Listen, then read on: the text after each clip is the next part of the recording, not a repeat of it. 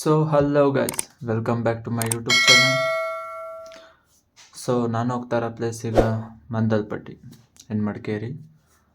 So ಈಗ ಏನಾಗ್ತದೆ, adventure monsoon ಟೈಮಲ್ಲಿ ಮಡಿಕೇರಿಗೆ ಬಂದು ಮಂದಲ್ಪಟ್ಟಿ ವಿಸಿಟ್ ಮಾಡಲಿಲ್ಲ ಅಂದರೆ ಇಟ್ಸ್ ಬಂದಿದ್ದು ವೇಸ್ಟ್ ಮಡಿಕೇರಿಗೆ.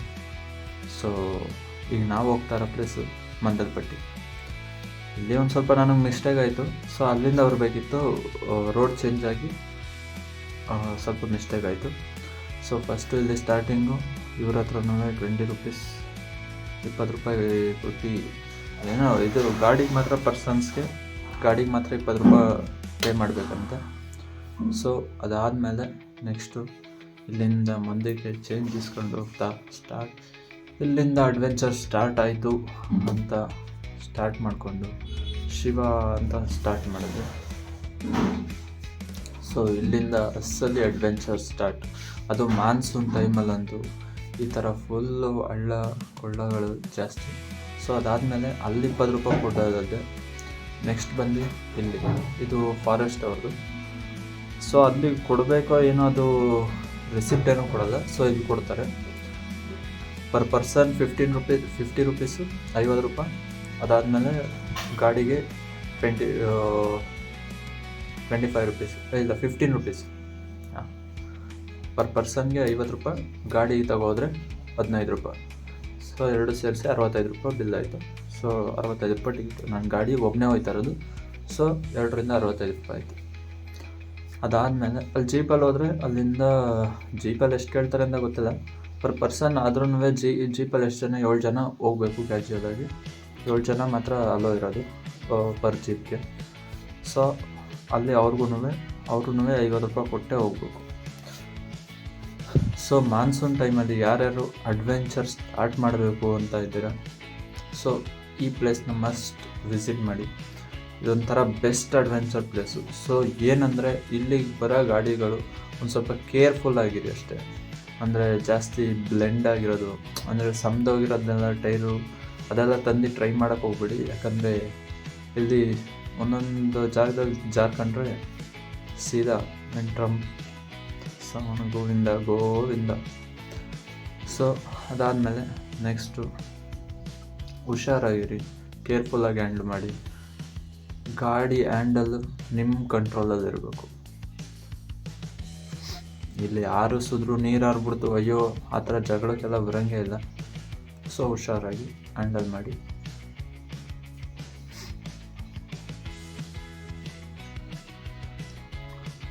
ಇನ್ನೇನಪ್ಪ ಅಂದರೆ ಈ ಮಾನ್ಸೂನ್ ಟೈಮ್, ಎಕ್ಸಾಕ್ಟಾಗಿ ಈ ಮಾನ್ಸೂನ್ ಟೈಮ್, ಅದು ರೈನಿ ಮೋಡಲ್ಲಿ ಹೋಗೋದೇ ಒಂದು ಅಡ್ವೆಂಚರ್ ಥ್ರಿಲ್ಲಿಂಗ್ ಇದು. ಈ ಮಂದಲ್ಪಟ್ಟಿ ಪ್ಲೇಸ್ಗೆ ಮುಗಿಲ್ಪೇಟೆ ಅಂತ ಎಲ್ಲ ಹೆಸರಿದೆ. ಅಂದರೆ ಮುಗಿಲ್ಪೇಟೆ ಇನ್ನೊಂದು ವ್ಯೂ ಪಾಯಿಂಟ್ ಆಗುತ್ತೆ. ಸೊ ಇದು ಮಂದಲ್ಪಟ್ಟಿ, ಎಕ್ಸಾಕ್ಟ್ ಮಂದಲ್ಪಟ್ಟಿ. ಇಲ್ಲಿ on the way may be ಕಾಣಿಸಲ್ಲ. ನಿಮ್ಮ ಅಭಿಮಾನಿ ಅಣ್ಣ.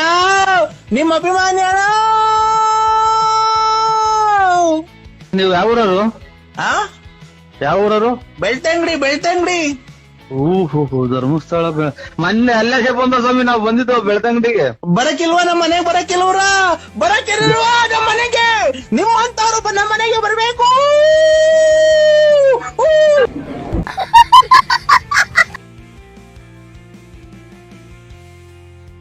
ಸೊ ನೋಡಿದ್ರಲ್ಲ, ಜಸ್ಟ್ ಕಾಮಿಡಿ.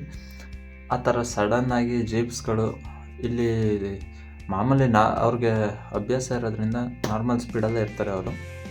ಸೊ ನೀವೇ ಕಂಟ್ರೋಲ್ ಮಾಡ್ಕೊಂಡು ಸೈಡ್ಗೆ ಹಾಕೋಬೇಕು. ಸೊ ಜೀಪ್ಸ್ಗಳು ಹೆವಿ ಬರ್ತಾ ಇರ್ತದೆ.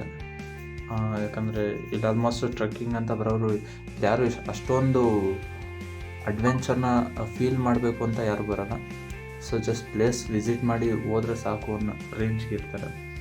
ಸೊ ನಮ್ಮಂಥವರು ಮನಸ್ಸಿಗೆ ಏಟು ಬಿದ್ದಿರೋರು ಈ ಥರ ಪ್ಲೇಸ್ಗೆ ಮಸ್ತಾಗಿ ಅಡ್ವೆಂಚರಾಗಿ ಪ್ಲ್ಯಾನ್ ಮಾಡ್ತೀನಿ. ಸೊ ಇಲ್ಲೊಂದು ಸ್ವಲ್ಪ ಹುಷಾರಾಗಿರಿ. ABS ಬ್ರೇಕ್ ಇದ್ದವರು ಓಕೆ, ಬಟ್ ಆದ್ರೂ ನಿಮ್ಮ ಹ್ಯಾಂಡಲ್, ನಿಮ್ಮ ಗಾಡಿ ಕಂಟ್ರೋಲ್ ನೀವೇ ಮಾಡಬೇಕು. ನೋಡ್ತಾ ಇದ್ರಲ್ಲ, ಸಡನ್ನಾಗಿ ಯಾವ ಕಡೆ ಅಷ್ಟು ಚಿಕ್ಕ ಜಾಗದಲ್ಲಿ ಎರಡೆರಡು ಜೀಪ್ ಪಾಸ್ ಆಗೋದು ಅಂದರೆ ತುಂಬ ಇದೇ ಇರುತ್ತೆ. ಬಟ್ ನಾವು ಕಂಟ್ರೋಲ್ ಮಾಡ್ಕೋಬೇಕು.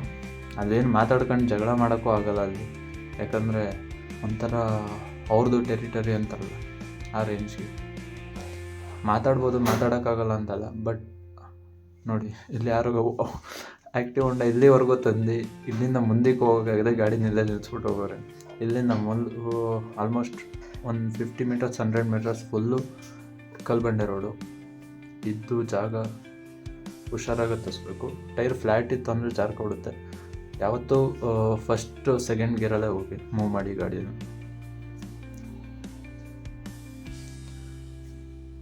ಲೆಗ್ ಬ್ರೇಕ್ ಅಂತ ಯೂಸ್ ಮಾಡೋಕ್ಕೆ ಹೋಗ್ಬೇಡಿ. ಯಾವತ್ತು ಡಿಸ್ಕ್ ಇದ್ದರೆ ಫ್ರಂಟ್ ಡಿಸ್ಕೇ ಯೂಸ್ ಮಾಡಿ. ಲೆಗ್ ಬ್ರೇಕ್ ಯೂಸ್ ಮಾಡ್ತು ಅಂದರೆ ಮಾಮೂಲಿ ಅದು ಡ್ರಮ್ ಬ್ರೇಕ್ ಆಗಿರ್ತು ಅಂದರೆ ಸೊ ಹಿಂದುಗಡೆ ಜಾರ್ಕೊಬಿಡುತ್ತೆ. ಬರೀ back brake A B S ಇಲ್ಲ, ಬರೀ ನಾರ್ಮಲ್ ಡಿಸ್ಕ್ ಬ್ರೇಕ್ ಅಂದರೆ ಇನ್ನೂ ಜಾರ್ಕೊಡುತ್ತೆ.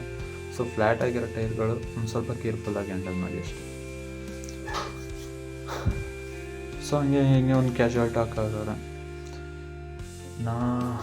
ಫಸ್ಟು ಕಾಮಿಡಿ ಕಿಲಾಡಿಗಳು ನಾವೇನು ನೋಡ್ತಾ ಇದ್ವಿ, ಆ ಕಾಮಿಡಿ ಕಿಲಾಡಿಗಳು ಸ್ಟಾರ್ಟಿಂಗು ಶಿವ, ನಯನ ಅವ್ರದ್ದು ಬ್ಯಾಚ್ ಇತ್ತಲ್ಲ, ಅವ್ರದ್ದೇ ಒಂದು ಸಪ್ರೇಟ್ ಇತ್ತು. ಬಟ್ ಇವಾಗಿಂದ ಅಷ್ಟು ಕಿತ್ತೋಗಿರೋ ಗಿಲಿ ಕಾಮಿಡಿ ಕಿಲಾಡಿಗಳು ಇದು ಫುಲ್ ಡಬಲ್ ಮೀನಿಂಗು. ಅದು ಕಾಮಿಡಿಗಳು ಅನ್ಸೋದಂತ ಫ್ಯಾಮಿಲಿ ಶೋ, ಫ್ಯಾಮಿಲಿ ನೋಡ್ತಾ ಇದ್ದಾರೆ ಅಂತ ಏನು ಎಕ್ಸ್ಪೆಕ್ಟ್ ಮಾಡ್ತಾರೋ ಇಲ್ವೋ ಏನೋ ಗೊತ್ತಿಲ್ಲ. ಸೊ ಯಾರು ಅದ್ರ ಬಗ್ಗೆ ಥಿಂಕೇ ಮಾಡಲ್ಲ ಅನ್ನಿಸ್ತದೆ, ಬರೀ TRP. ಸೊ ನಮ್ಮ ಜನಗಳಿಗೂ ತಲೆ ಇರಲ್ಲ ಬಿಡಿ, ಅದು ಬೇರೆ ಮಾತು. ಬರೀ ಬೇರೆಯವ್ರ ಮನೆ ಸುದ್ದಿ ತಿಳ್ಕೊಳ್ಳೋದ್ರಲ್ಲೇ ಟೈಮ್ ಮುಗಿಸ್ಬಿಟ್ಟಿರ್ತಾರೆ. ಸೊ ಫೈನಲಿ ಬಂದ್ವಿ.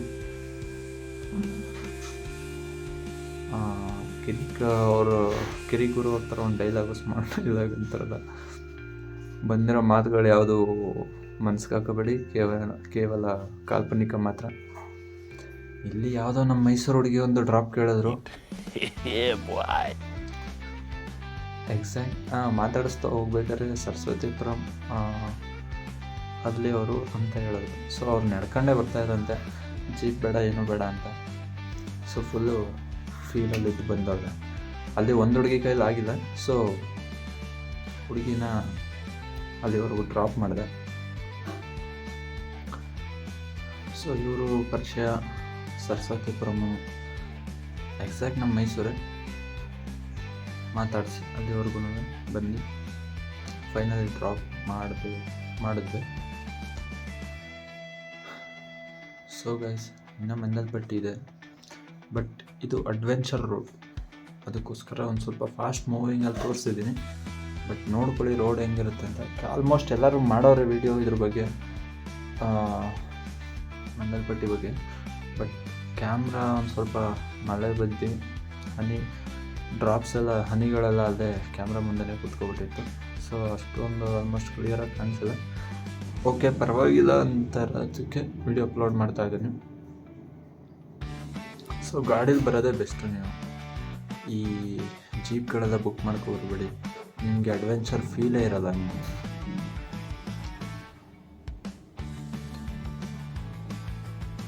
ಫೈನಲಿ ವಿ ರೀಚ್ಡ್, ಬಂದ್ವಿ. ಇದು ಪಾರ್ಕಿಂಗ್ ಏರಿಯಾ. ಸೊ ಇಲ್ಲಿ ಗಾಡಿ ಪಾರ್ಕ್ ಮಾಡಿ ಇಲ್ಲಿಂದ ಒಂದು 300 ಮೀಟರ್ಸ್ ನಡ್ಕೊಂಡು ಹೋಗ್ಬೇಕು ಅಲ್ಲಿ ಗಾಡಿನ. ಸೊ ಇಲ್ಲಿ ಪಾರ್ಕ್ ಮಾಡಿ, ಸೊ ಇಲ್ಲಿಂದ ವಾಕ್. ಸೊ ಡ್ರಾಪ್ ಮಾಡಿದ ಹುಡುಗಿ ಮುಖ ಕಾಣಿಸ್ತಿಲ್ಲ ಅಂತ ಯಾರು ಬೇಜಾರು ಮಾಡ್ಕೋಬಾರ್ದು ಅಂತ, ಮನಸ್ತಾಪಕ್ಕೆ ಸೃಷ್ಟಿ ಮಾಡ್ಕೋಬಾರ್ದು ಅಂತ ವ್ಯೂವರ್ಸಲ್ಲಿ ವಿನಂತಿ. ಸೊ ಇಲ್ಲಿಂದ 200 ಮೀಟರ್ಸ್ ವಾಕಿಂಗ್ ಡಿಸ್ಟೆನ್ಸ್ ಇರುತ್ತೆ. ಹೋಗ್ಬೋದು, ನಡ್ಕೊಂಡು ಹೋಗ್ಬೋದು. ಬಟ್ ಮಳೆ ಬರೋ ಟೈಮಲ್ಲಿ ಸ್ಲಿಪ್ ಆಗೋದು ಅವೆಲ್ಲ ಕಾಮನ್. ಶೂಸ್ ವೇರ್ ಮಾಡಿದಾಗ, ಸ್ಲಿಪ್ಪರ್ ವೇರ್ ಮಾಡಿದಾಗ, ಎಕ್ಸಾಕ್ಟಾಗಿ ಸ್ಲಿಪ್ಪರ್ಸ್ ವೇರ್ ಮಾಡಿದಾಗ ಸ್ಲಿಪ್ ಆಗೋದು ಕಾಮನ್ನು. ಬಟ್ ಹುಷಾರಾಗಿ ಹೋಗಿ. ಇನ್ನೂ ಅಡ್ವೆಂಚರ್, ವಾಕಿಂಗಲ್ಲೂ ಅಡ್ವೆಂಚರ್ ಬೇಕು ಅಂದರೆ ಈ ಸ್ಟೆಪ್ಸಲ್ಲಿ ಬರೋಕ್ಕೆ ಹೋಗ್ಬಿಡಿ. ಪಕ್ಕದಲ್ಲಿದೆ ನೋಡಿ, ಬೆಟ್ಟದ ಮೇಲೆ ಬಂದುಬಿಡಿ ಸುಮ್ಮನೆ. ಇನ್ನೂ ಮಡಿಕೇರಿದು ಇನ್ನೊಂದು ವೀಡಿಯೋ ಇದೆ, ಗ್ಲಾಸ್ ಬ್ರಿಡ್ಜ್ದು. ಅದೊಂದು ವೀಡಿಯೋ ನೆಕ್ಸ್ಟ್ ಅಪ್ಲೋಡ್ ಮಾಡ್ತೀನಿ. ಸೊ ಅದನ್ನು ನೋಡ್ಕೊಬನ್ನಿ, ಚೆನ್ನಾಗಿದೆ. ಅದರಲ್ಲಿ ಮಿಕ್ಕಿದ್ದು ಅದ್ರ ಡೀಟೇಲ್ಸ್ ಅದರಲ್ಲೇ ಹೇಳ್ತೀನಿ. ಅಲ್ಲಿಂದ ಏನು ಭಯ ಪಟ್ಕೊಂಡು ಇಲ್ಲಿವರೆಗೂ ಬಂದ್ವಿ, ಅದೆಲ್ಲ ಇಲ್ಲಿಗೆ ಬಂದು ಜಸ್ಟ್ ನೋಡ್ತಾ ಇದ್ರೆ ಸಾಕು, ಮನಸ್ಸೆಲ್ಲ ಹಾಗೆ ಪ್ರಶಾಂತವಾಗ್ಬಿಡುತ್ತೆ.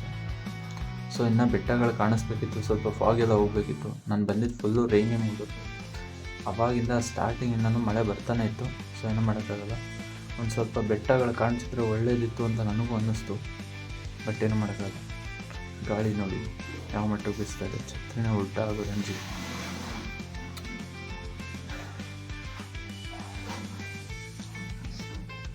ಸಾಕಲ್ವ ಇಷ್ಟು.